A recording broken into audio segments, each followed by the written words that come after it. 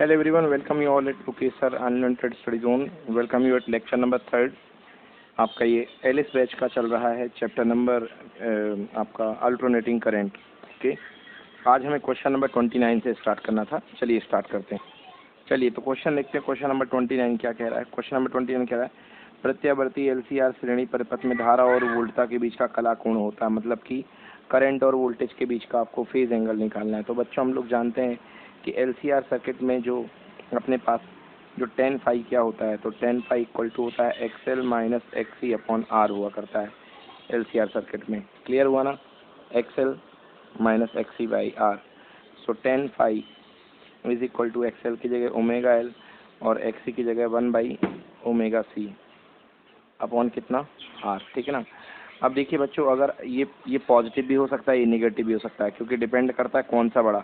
अगर XL बड़ा हुआ तो पॉजिटिव होगा और XC बड़ा हुआ तो नेगेटिव होगा। और tan की वैल्यू जो होती है, tan फाई थीटा की वैल्यू जो होती है, इस तरीके से अपने पास क्या कह सकते हो आपकी omega L minus omega C 1 by omega C upon R जो है वो कहाँ से कहाँ तक जा सकता है, माइनस इन्फानाइट से लेके प्लस इन्फानाइट, माइनस इन्फानाइट से लेके प्लस इन्फानाइट तक जा सकता है। मतलब tan फाई की जो वैल्यू होगी माइनस इन्फानाइट से लेके plus infinite. So you can say कि भाई tan फाई जो होगा वो माइनस इन्फानाइट से लेके प्लस इन्फानाइट तक जा सकता है। क्लियर हुआ?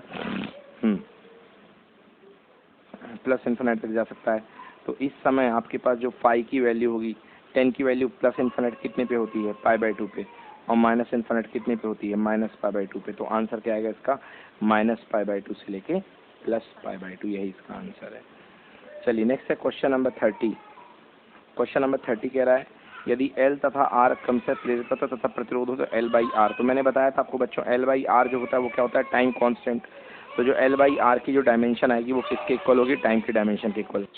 तो बच्चों L/R की जो डायमेंशन होगी वो टाइम की डायमेंशन के इक्वल होगी।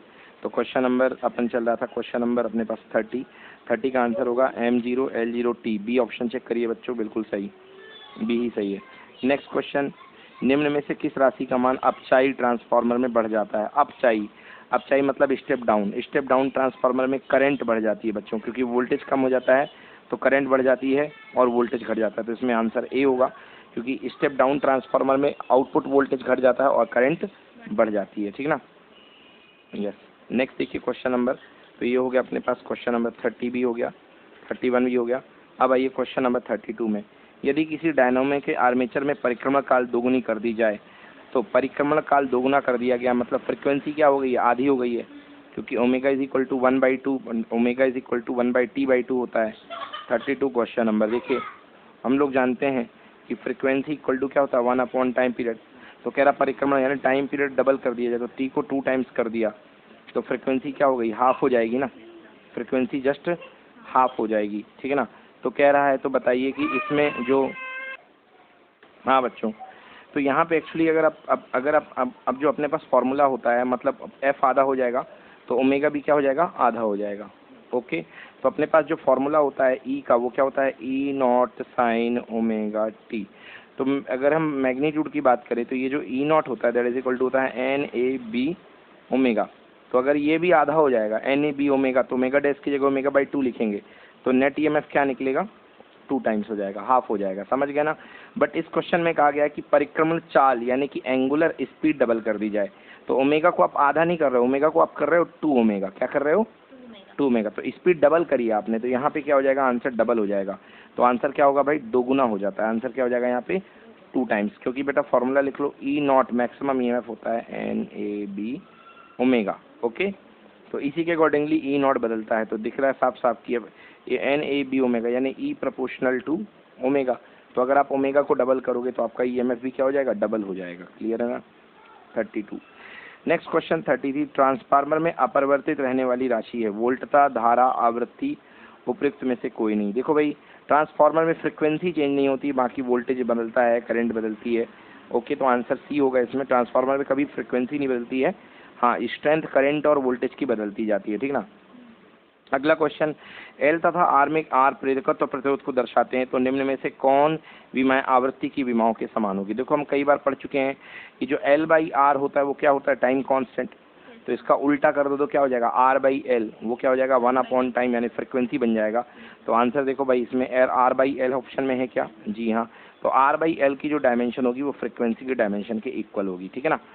नेक्स्ट क्वेश्चन देखिए, क्वेश्चन नंबर 35। एक उच्चाई ट्रांसफार्मर में फेरों की संख्याओं का अनुपात 1:2 है। इसमें प्राथमिक कुंडली को लेक्लांसी सेल 15 वोल्ट के द्वारा जोड़ दिया जाता है। द्वितीय कुंडली के सिरों पे वोल्टेज क्या होगा। बहुत ही सिंपल क्वेश्चन है बच्चों, मैं एक्सप्लेन कर रहा हूँ आपको इंग्लिश में। देखिए क्या कह रहा है कि एक आपके पास ट्रांसफार्मर है, और इसमें जो ट्रांसफार्मर में फेरों की संख्याओं का अनुपात यानी N1/N2 इक्वल टू दिया गया है 1:2।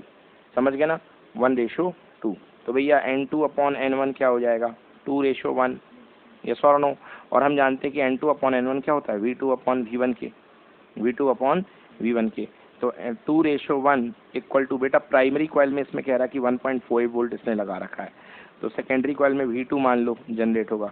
तो V2 is equal to 1.5 multiplied by 2। Answer कितने वोल्ट, 3 वोल्ट। कितने वोल्ट, 3 वोल्ट। तो ऑप्शन देखिए है क्या 3 वोल्ट 35 में। यस, तो 35 का बिल्कुल सही है, डबल हो जाएगा, है ना। तो 3 वोल्ट इसका आंसर है। एक मिनट 35 क्वेश्चन नंबर ना। ओह, एक चीज़ तो मैं भूल ही गया बच्चों, बहुत ही इंपॉर्टेंट बात है। ओ माय गॉड, ऑप्शन भी दे रखा है बच्चों यहाँ पे, मैं भूल ही गया कि इसमें प्राइमरी कॉइल में लेक्लांसी सेल लगाया गया। ओके, ये लेक्लांसी सेल है बेटा, ठीक है ना। यहाँ पे फर्स्ट कॉइल में लेक्लांसी सेल, तो लेक्लांसी सेल कौन सी करंट देता है, डीसी करंट देता है। लेक्लांसी सेल कौन सी करंट देता है, डीसी करंट। ये जो बैटरी फर्स्ट इनपुट में लगी हुई है, लेक्लांसी सेल जो होगा वो कौन सी करंट देगा, डीसी करंट। ओके, और डीसी के लिए देखिए एक्सएल इक्वल टू कितना होता है, omega into L. XL equal to omega into L, समझ गए ना। XL equal to omega L. Omega DC की फ्रिक्वेंसी कितनी होती है, 0, तो 0 इंटू कितना एल, तो कितना आ गया 0। मतलब ये आइडियल कंडक्टर के जैसे बिहेव करेगा, कोई इंडक्शन विंडक्शन नहीं होगा।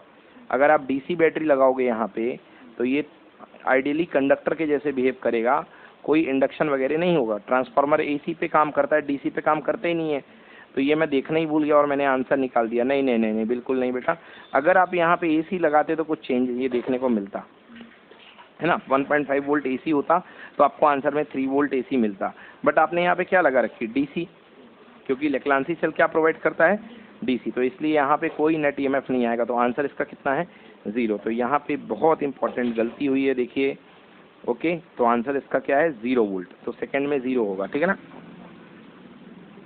नेक्स्ट क्वेश्चन देखिए, अगला क्वेश्चन है क्वेश्चन नंबर 36। 36 कह रहा है एक शुद्ध प्रेरक जिसका प्रेरकत्व L है, प्रत्यावर्ती धारा बह रही है, प्रेरकत्व में औसत शक्ति ह्रास कितना होगा। मतलब कि एक आपके पास इंडक्टर है जिसमें करंट I फ्लो हो रही है, आपको बताना है कि उसमें एवरेज पावर डेसिपेशन कितना होगा। तो भैया एक इंडक्टर है, इंडक्टर में करंट I फ्लो कर दो, आपको पावर बताना। मैंने बता रहा है एवरेज पावर इक्वल टू होता है VRMS IRMS cos फाई, और cos फाई यहाँ पे कितने डिग्री होगा, cos 90, क्योंकि इंडक्टर में वोल्टेज और करंट के बीच का एंगल कितने डिग्री, 90। तो आंसर कितना आएगा, 0। मतलब इसमें कोई पावर लॉस नहीं होगा, ठीक है ना बच्चों, इसमें कोई पावर लॉस नहीं होगा। चलिए नेक्स्ट देखिए, 35 हो गया, 36 हो गया। अब करते हैं 37। 37 देखिए क्या कह रहा है, एक प्रत्यावर्ती विभव equal to 200√2 sin 100t volt को एक प्रत्यावर्ती धारा मापी के साथ I माइक्रोफेरेड धारक के साथ जोड़ा गया है, धारा मापी का पाठ्यांक क्या होगा। चलिए देखिए करना क्या है। 38 क्वेश्चन नंबर आपको कह रहा है कि एक आपके पास जो वोल्टेज सोर्स है बेटा जी, वो है 200√2 sin 100t। ये आपके पास वोल्टेज सोर्स जोड़ा गया, आपको करंट बतानी है क्योंकि वोल्टेज तो दे दिया गया है। ये 1 माइक्रोफेरेड आपको जोड़ा गया है कैपेसिटर, 1 माइक्रोफेरेड है ना। सो C इक्वल्स टू है 1 माइक्रोफेरेड। आपको बतानी है करंट कितनी जाएगी। तो आप जानते हैं कि देखिए ये अपने पास क्या है, ये अपने पास है E0। क्या है अपने पास, E0। करंट हमको RMS करंट बतानी पड़ेगी यहाँ पे, क्योंकि जो धारा मापी नापता है वो RMS, यानी कि जो अपना एमीटर नापता है वो कौन सी करंट नापता है, RMS करंट। कौन सी करंट नापता है, RMS। तो हमको सबसे पहले ये V0 है, V0 को VRMS में बदलना पड़ेगा। तो हम जानते हैं VRMS इक्वल टू होता है V0/√2, V0/√2। तो V0 कितना दिया गया है, 200√2, और अपॉन √2 का डिवाइड किया तो √2 कैंसिल, यानी VRMS कितना आ गया, 200। VRMS कितना आ गया, 200। क्लियर हुआ ना। जो अपने पास 200 आ चुका है। अब अपन जानते हैं IRMS equal to VRMS upon total impedance Z जो भी है। कैसा सर्किट है भाई, इसमें देखिए केवल और केवल इसमें एक वो लगा है, कैपेसिटर लगा है। तो कैपेसिटर का इम्पीडेंस प्योर में क्या होता है, ओनली XC। तो VRMS कितना है 200 और XC क्या होता है 1/ωc। ओमेगा पलटी मार के कहाँ जाएगा, ऊपर। ओमेगा पलटी मार करके ऊपर आ जाएगा ओमेगा और यहाँ पे C आ जाएगा। तो 200 मल्टीप्लाइड भाई ओमेगा की वैल्यू देखिए यहाँ पे 100 है ना, 100 A sin ओमेगा T। तो ओमेगा की वैल्यू 100 है और C की वैल्यू ओमेगा C और C की वैल्यू देखिए कितनी रखे 1 माइक्रोफैराड, यानी 1 × 10⁻⁶ 1 × 10⁻⁶, ठीक है ना। इसको सॉल्व कर लीजिए, 1 2 3 4, तो 4 0 कैंसिल हो गए, यानी 2 × 10⁻, कितना -2। इसी को लिख सकता हूँ मैं 20 मिली एम्पियर। तो करेक्ट आंसर है 20 milli ampere is the correct answer. 37 का हो गया। क्लियर है बेटा। नेक्स्ट क्वेश्चन 39, 38, 37 था।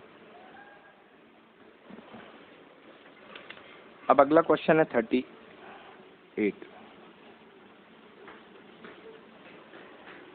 क्वेश्चन देखिए। 38 क्वेश्चन है। 38 क्वेश्चन, आवृत्ति F की प्रत्यावर्ती धारा 38 क्वेश्चन देखिए। आवृत्ति F की प्रत्यावर्ती धारा श्रेणी क्रम में जुड़े हुए एक प्रतिरोध R तथा प्रेरकत्व L में बह रही है। परिपथ की प्रतिबाधा का कुल मान होगा। भाई देखिए बहुत ही सिंपल है, ये दिख रहा सामने C ऑप्शन है इसका। अपन जानते हैं मतलब क्या कह रहा है, RL सर्किट का इम्पीडेंस आपको बताना है। एक R लगा हुआ है और एक L लगा हुआ है और आपको इम्पीडेंस बताना है। तो कई बार मैं डिराइव कर चुका हूँ, Z इक्वल टू XL का स्क्वायर प्लस R का स्क्वायर, दो ही होते हैं। इसका XL निकलता है, इसका क्या होता है R। XL इक्वल टू क्या होता है ओमेगा L, तो क्या हो जाएगा ओमेगा L का whole square plus R square. बोलिए यस और नो। ओमेगा क्या होता है 2πf, तो 2 का स्क्वायर करोगे 4π का स्क्वायर आएगा, पाई स्क्वायर F का स्क्वायर आएगा, F स्क्वायर फिर L square plus R square. तो देख लीजिए भाई कौन सा ऑप्शन है सही, C is the correct option, 38 का C। ठीक है ना। नेक्स्ट क्वेश्चन देखिए, ट्रांसफॉर्मर। अगला क्वेश्चन थ्योरी बेस्ड है। क्वेश्चन नंबर 39, ट्रांसफॉर्मर का उपयोग होता है प्रत्यावर्ती विभव को परिवर्तित करने में, प्रत्यावर्ती धारा को परिवर्तित करने में, प्रत्यावर्ती धारा के प्रवाह में शक्ति ह्रास को रोकने के लिए, धारा के स्रोत की शक्ति बढ़ाने के लिए। ठीक है ना। देखिए आंसर है प्रत्यावर्ती विभव को परिवर्तित करने के लिए, क्योंकि जो ट्रांसफॉर्मर होता है उसकी सहायता से आप जो ऑल्टरनेटिंग वोल्टेज होता है उसको बढ़ाते हो या घटाते हो, समझ गए ना। जो स्टेप अप ट्रांसफार्मर होता है वो वोल्टेज को बढ़ाता है, ऑल्टरनेटिंग वोल्टेज को, और जो स्टेप डाउन होता है वो ऑल्टरनेटिंग वोल्टेज को कम करता है। क्लियर हो गया। नेक्स्ट क्वेश्चन देखिए, क्वेश्चन नंबर 40, आवृत्ति F वाले प्रत्यावर्ती परिपथ में जुड़े एक यंत्र पर विभवांतर भी और उसमें धारा I बह रही है, जहां V equal to 5 cos 2πft volt था, I is equal to 2 sin πft volt है, 2 है ना, 2πft sin 2πft वोल्ट है।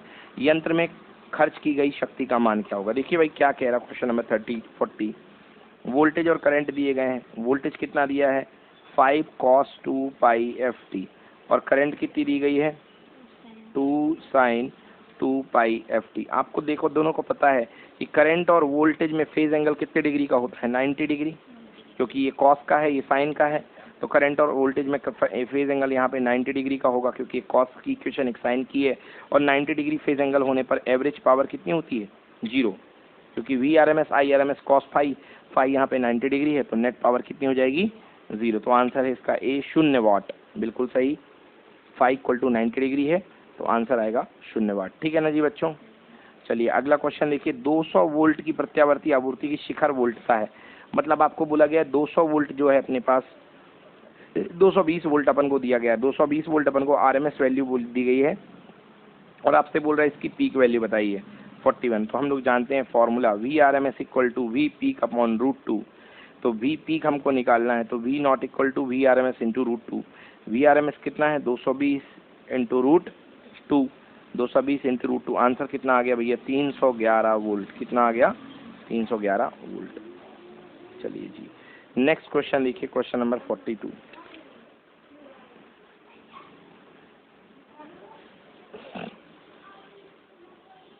क्वेश्चन नंबर 42 देखिए,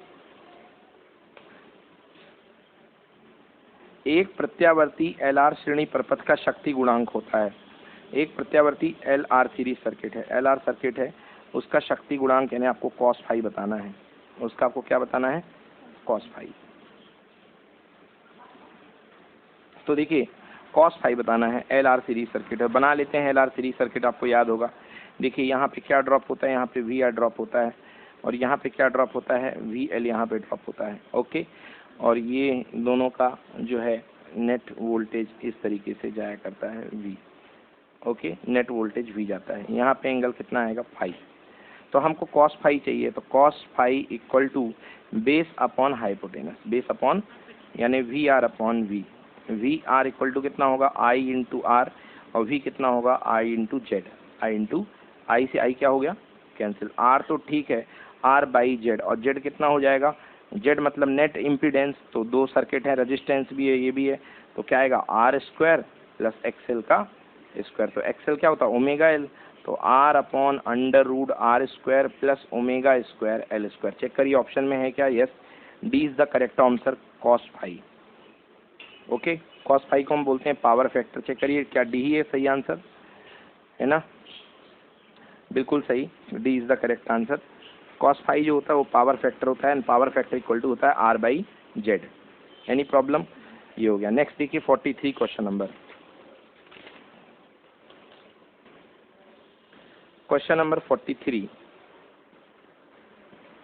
हाँ, 40 हेनरी प्रेरकत्व की ये कुंडली में तथा 8 ओम का प्रतिरोध श्रेणी क्रम में जोड़े गए हैं। यह संयोजन एक 2 वोल्ट की बैटरी के साथ लगाया गया है। परिपथ का कालांक यानी कि टाइम कांस्टेंट आपको बताना है। सिस्टम क्या दे दिया गया है? एक आपके पास 40 हेनरी की क्वाइल है, और इसके साथ रेजिस्टेंस में जोड़ दिया गया है L। तो अपन को पता है टाइम कांस्टेंट कितना होता है भाई? R बाई L होता है ना, time constant R by L। तो R कितना है यहाँ पे? देखिए R यहाँ पे कितना है? Time constant R by L कि L बाई R? बताओ। Time constant L by R होता है, L बाई R। हाँ, तभी तो R ऊपर जाता है ना? हाँ हाँ, L बाई R। तो L अपने पास दे दिया गया है 40, और ये दिया गया कितना? 8 ओम। समझ गए ना? तो 80 40 बाई 8, आंसर कितना? 5 सेकेंड, क्योंकि टाइम है। तो आंसर इसका जो टाइम पीरियड होगा, है ना, जो इसका टाइम कांस्टेंट होगा वो कितना होगा? 5 का सेकेंड। क्लियर हो गया? अगला नेक्स्ट क्वेश्चन है कि एक परिनालिका का प्रेरकत्व 60 हेनरी तथा प्रतिरोध 130 ओम है। यदि इसे 100 वोल्ट की बैटरी से जोड़ा जाए तो धारा उसके अंतिम मान E-1/3 63.2 पहुंचने तक कितना समय लेगा? आपको पता है ना कि 63.2 तक पहुंचने में लगा समय 1 टाइम कांस्टेंट के इक्वल होता है। मैंने कराया था कि भाई अगर करंट राइज हो रही है LR सर्किट में, तो मान लो वो अपनी वैल्यू का, मैक्सिमम वैल्यू का 63.2% पहुंच चुकी है ऑफ I0। तो यहाँ तक जो टाइम होता है दैट इज इक्वल टू क्या होता है? 1 time constant, and 1 time constant होता है L बाई R। तो देख लो यदि L और R दिया है तो निकल जाएगा। हाँ, दिया हुआ है, L दिया है 60 हेनरी, और रेजिस्टेंस कितना दिया है? 130 ओम। 60 हेनरी अपॉन 30 ओम था बेटा, ये 130 ओम नहीं था, गलती से 130 मैंने पढ़ लिया, ये 30 ओम है ना? यस, इसको काट दो, 1 को काट दो, this is 30 ohm only, this is 30 ohm. उसको 1 को काट दो बेटा वहाँ पे, है ना? So time constant equal to होगा L बाई R। तो आंसर कितना? 2 सेकेंड। मतलब इस सर्किट में करंट को 63.2% होने में कितना समय लगेगा? 2 सेकेंड में ये करंट 63.2% हो जाएगी। क्लियर हो गया? तो ये 2 सेकेंड का हो गया। नेक्स्ट देखिए क्वेश्चन नंबर 45। 44 भी हो गया, अब 45 पे आ जाइए। क्वेश्चन नंबर 45 क्या कह रहा है? क्वेश्चन नंबर 45 पढ़ दूं। एक ऊंचाई ट्रांसफार्मर के फेरों का अनुपात N1 1:10 है। ऊंचाई यानी स्टेप अप ट्रांसफार्मर है, तो N1 upon N2 equal to 1:10 दिया गया है। ओके, ठीक है ना? द्वितीयक के सिरों पर 200 ओम का प्रतिरोध लगाने पर उसमें 0.5 एम्पियर की धारा प्रवाहित होती है। प्राथमिक की वोल्ट तथा उसमें धारा के मान की वैल्यू बताइए क्या होगी। चलिए देखिए क्या कह रहा है। पहले डायग्राम को समझो क्या है। डायग्राम ये है कि आपके पास कोई ट्रांसफार्मर है, ये ट्रांसफार्मर का रेशियो तो दिया गया है, यहाँ पे इनपुट सप्लाई होगी, यहाँ पे क्या होगी? Output supply. अब आउटपुट के बारे में कह रहा है कि दूसरी जो कॉइल है, दूसरी कॉइल, उसके कोने पर आपने कितने का रेजिस्टेंस लगाया है? 200 ओम का। समझ गए ना? और 200 ओम में 0.5 एम्पियर की करंट जा रही है, तो वोल्टेज कितना निकलेगा, V इक्वल टू हो जाएगा I इंटू आर। तो करंट है 0.5 मल्टीप्लाइड बाई 200, डेसिमल थोड़ा ब्रेक करके 0 से 0 कैंसिल, आंसर 5 गुणे 10 100 वोल्ट। कितना आया? मतलब जो आउटपुट में वोल्टेज निकल रहा है वो 100 वोल्ट है, 100 वोल्ट। Okay yes. अब कह रहा है इनपुट में वोल्टेज बताओ और इनपुट में करंट बताओ।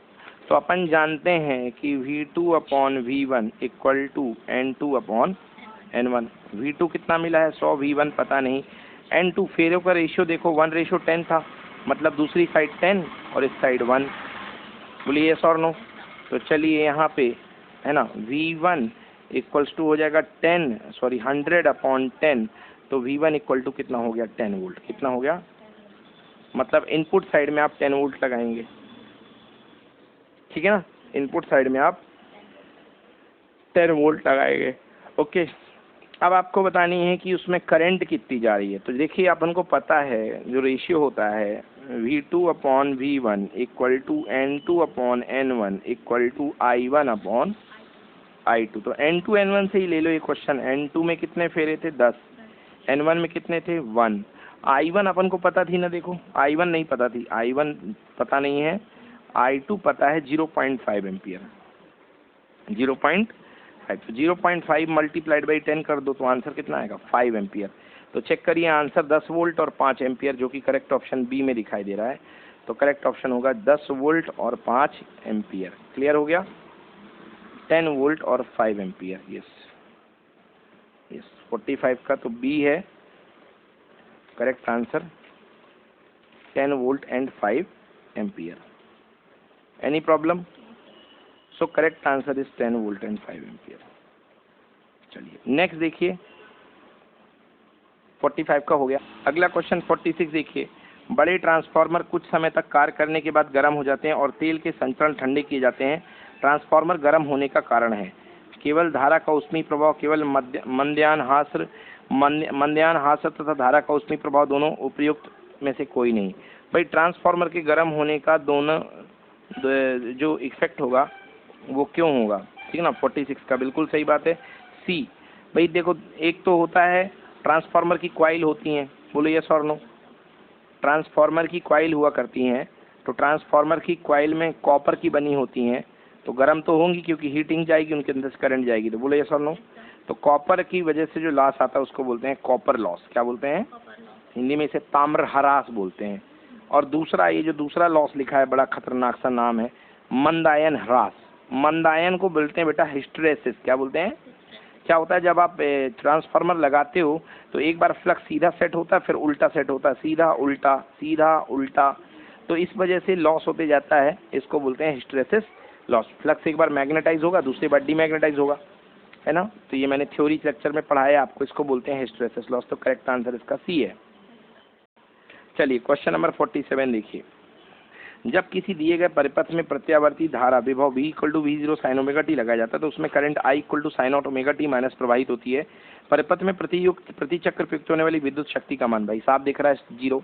वोल्टेज देखो ध्यान से V0 sine omega T. Current देखो ध्यान से I0 sign omega T minus π/2, मतलब फेज एंगल कितने डिग्री का है, π/2 का है। और जब फेज एंगल ही π/2 का है तो भैया करंट की वैल्यू कितनी हो जाएगी 0, है ना, क्योंकि V0 I0 cos phi equal to π/2 है तो 0 हो जाएगी, ठीक है ना। नेक्स्ट क्वेश्चन देखिए 47 भी हो गया। 48, 20 ओम के एक प्रतिरोध को एक प्रत्यावर्ती विभव 220 साइन ओमेगा टी के साथ जोड़ा गया है।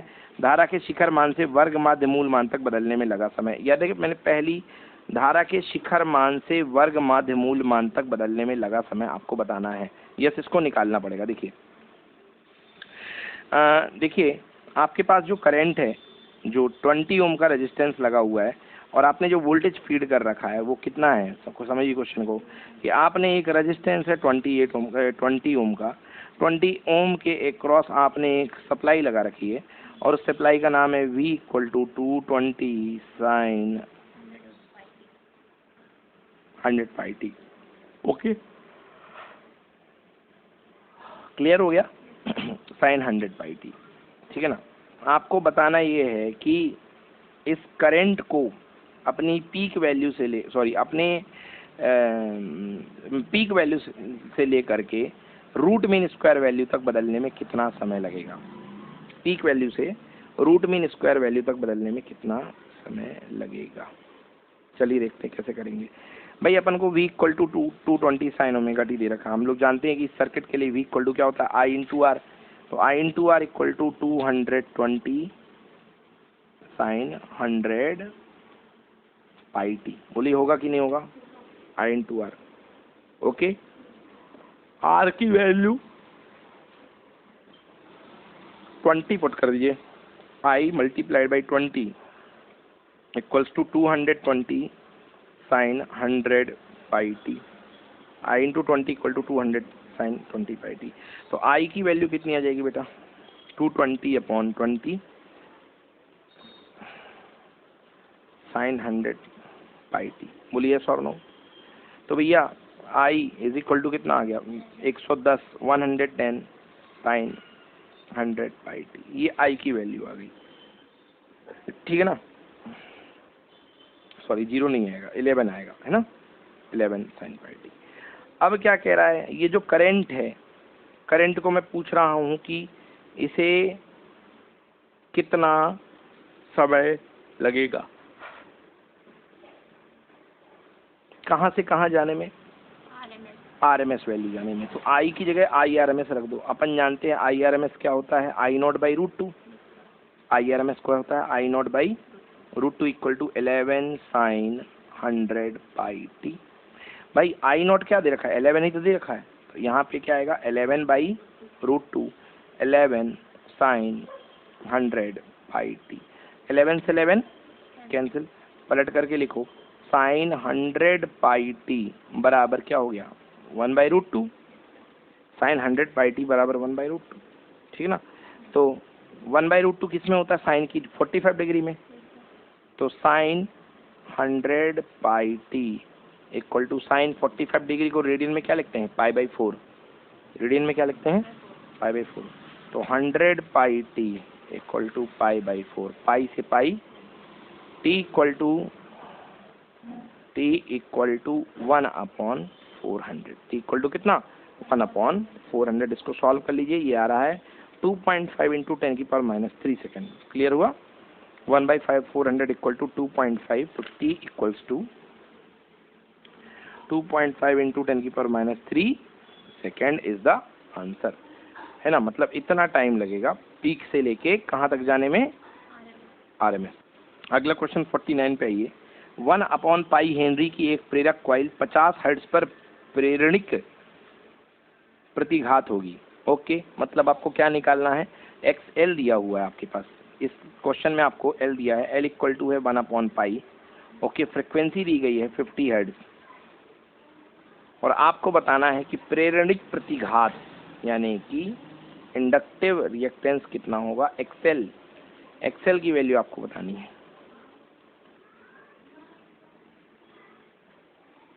एक्सएल इक्वल टू होता है ओमेगा एल। क्लियर हुआ? Omega equal to 2 pi F into L. तो वैल्यू रख दीजिए सारी की सारी। 2 की वैल्यू 2 है, पाई की वैल्यू पता है 3.14 या 22/7, है ना? 2 की वैल्यू पता है। एफ कितनी दे रखी? फ्रिक्वेंसी 50 दे रखी है ना? और एल आपको दे रखा 1 अपॉन पाई। तो रख दो, मैं ही रख देता हूँ। चलो 2 into pi into 50 into L की वैल्यू 1 अपॉन पाई। पाई से पाई कैंसिल। आंसर बेटा 100 ओम। ओके, आंसर कितना आएगा? 100 ओम। Very simple. ठीक है, नेक्स्ट देखिए क्वेश्चन अगला। अगला क्वेश्चन, एक प्रत्यावर्ती परपथ में आरोपित विद्युत वाहक बल तथा प्रवाहित धारा क्रमशः E naught sine omega t और E naught sine omega t plus pi by 2 है। परपथ में व्यतीत शक्ति कितनी होगी? भाई करंट की इक्वेशन और वोल्टेज की इक्वेशन दे रखी है। करंट की इक्वेशन दे रखी है I naught sine omega t plus pi by 2 और करंट की और ईएमएफ की इक्वेशन है E naught sine omega t. देखो ध्यान से, दोनों में कितने का फेज एंगल है? पाई बाई 2 का। तो पाई बाई 2 के फेज एंगल होने पे कितना हो जाएगा? 90 डिग्री। कॉस 90 हो जाएगा। करंट का जो टर्म आता है V R M S R M S cos pi. तो 90 डिग्री इक्वल टू कितना? 0। मतलब कोई इसमें करंट डिलीवर नहीं होगी। नेक्स्ट क्वेश्चन देखिए। किसी एसी स्रोत की वोल्टता व समय एसआई मात्रकों में निम्न संबंध है। V equal to 120 sine 100 pi T into cos 100 pi T, है ना? Sine 100 pi T multiplied by cos 100 pi T, मतलब इसमें मल्टीप्लाई में है। जरा मैं देख लूँ एक बार। Sine 100 pi T multiplied by cos 100 pi t, question number 51 है।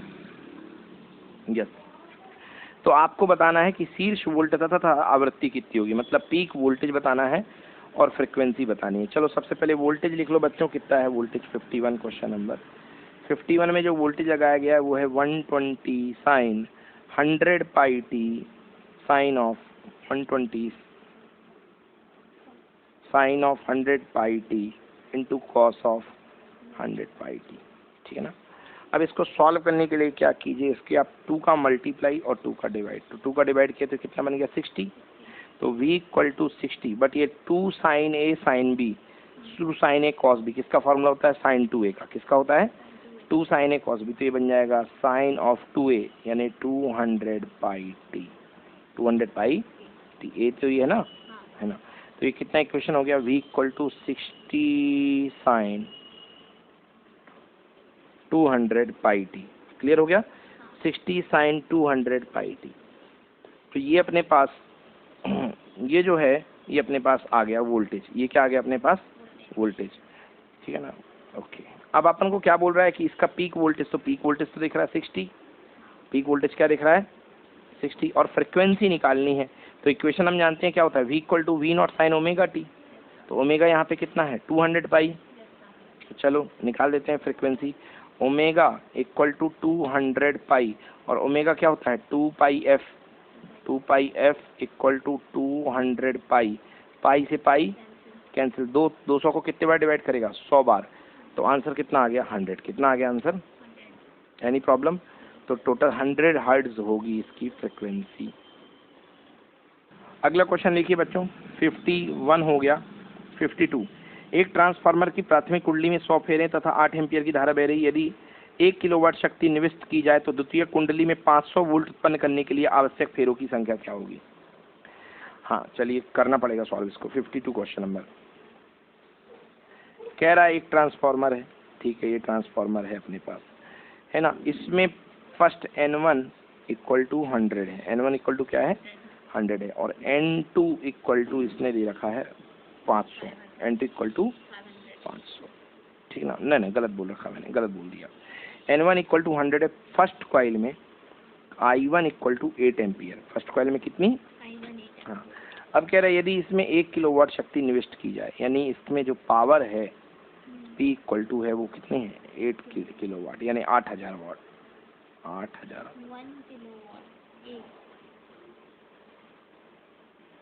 1 kilowatt, sorry, power equal to 1 kilowatt 1000 watt, 1 kilowatt यानी 1000 वाट की पावर अगर आप इसमें इन्वेस्ट कर रहे हो, और दूसरी कॉइल में आपको चाहिए है कितना वोल्टेज, जो चाहिए that is equal to 500 volt. तो आपको बताना है कि सेकेंड में सेकेंडरी में फेरे कितने होंगे, सेकेंडरी में फेरे कितने होंगे, ठीक है ना। तो देखिए आपको सबसे पहली बात ये है कि आपको यहाँ पर वोल्टेज पता है नहीं, आपको वोल्टेज इनपुट में पता है नहीं, तो वोल्टेज पता लगा लो। देखो कैसे होगा, P input equal to V input into I input, V into I होता है ना, power equal to voltage into current होता है, और P input equal to P output, ये भी होता है ना, P input equal to P output.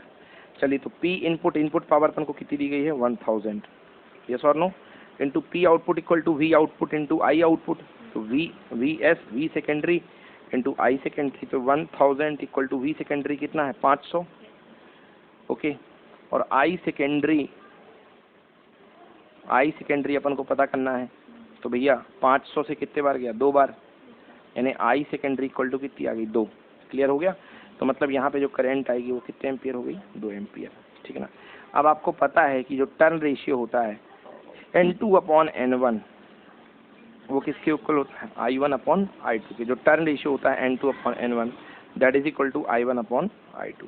तो N2 अपन को पता करना है, N1 अपन को पता है कितने 100 फेरे, I1 कितनी करंट है भाई 8 एम्पियर, और I2 कितनी निकली अभी 2 एम्पियर निकली ना, सेकेंडरी 4 कट गया भाई, 100 का 4 से मल्टीप्लाई, N2 बराबर 400 फेरे। चेक करो ऑप्शन में है क्या, बिल्कुल सही, क्वेश्चन नंबर कौन सा 52 है, बिल्कुल सही 400, ठीक है ना।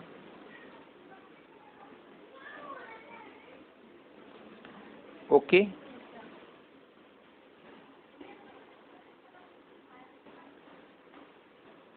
या एक और तरीका है, आप इसमें एक फॉर्मूला यूज़ कर सकते हैं, P input equal to P output, ठीक है ना। तो P input equal to V into I. तो यहाँ पे जो वोल्टेज आता है वो n टर्म्स होता है, N1 V1 I1 equal to N2 V2 I2। तो आप ये फॉर्मूला भी आप इसमें इस्तेमाल कर सकते हैं, N1 V1 I1 upon N2 V2 I2। तो आपको N2 चाहिए था तो N2 को रोक लो, तो N2 equal to N1 V1 I1, N1 V1 I1 upon V2 I2, V2 I2। इस फॉर्मूले का आप इस्तेमाल कर सकते हैं।